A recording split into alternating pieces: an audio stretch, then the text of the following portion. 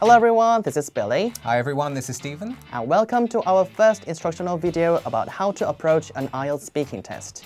In this first video, we're going to be looking at things you shouldn't do during the actual speaking test. Okay, so the first one is this one.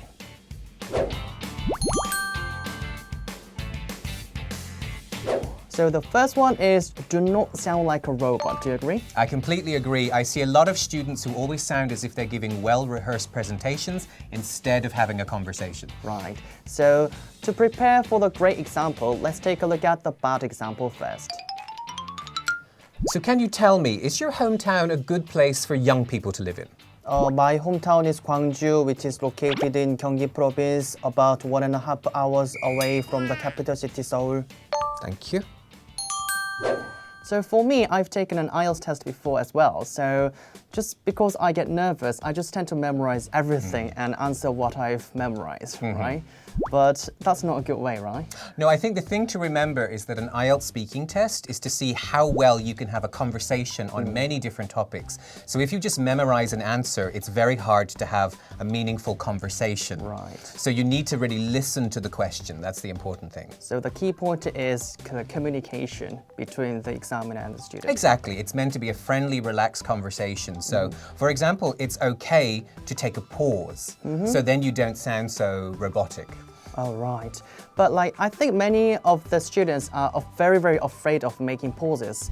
They are just afraid of, getting penalties. But is it okay to, make some pauses? Absolutely. It's the way you do it. If you leave a gap of 10 seconds silence, you will get a penalty. But if you say, let me think about that. Oh, maybe it's something like this. And you're giving yourself time to actually think of an answer. And that is how we would be in a normal conversation. That's right. So making pauses doesn't necessarily give penalty. Not at all. If it's obvious that you're thinking of the next thing to say. And that makes the conversation natural. Exactly. And so that needs to be practiced. Okay, that's great. So could you please give me some tips about not to sound like a robot then? Okay, well, number one, you need to look at common topics, not common answers. Right. Okay, so think about common topics and start to have conversations with your friends, foreign friends.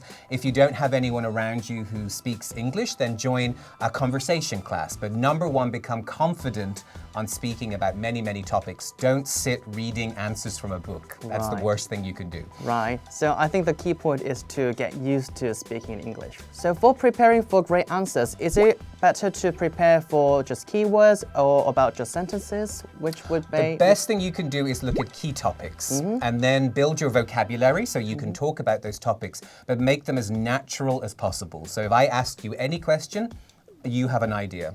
Okay, and all the sentences don't need to be just perfect and very academic and very not fancy, at all. right? Because native speakers don't speak that way. So it has to be understandable, it has to be clear, and it has to answer the question. Okay, so as long as it's clear and just answering the question, that's great. Exactly. Yes, thank you. So based on the explanation, let's take a look at the great example. Let's take a look.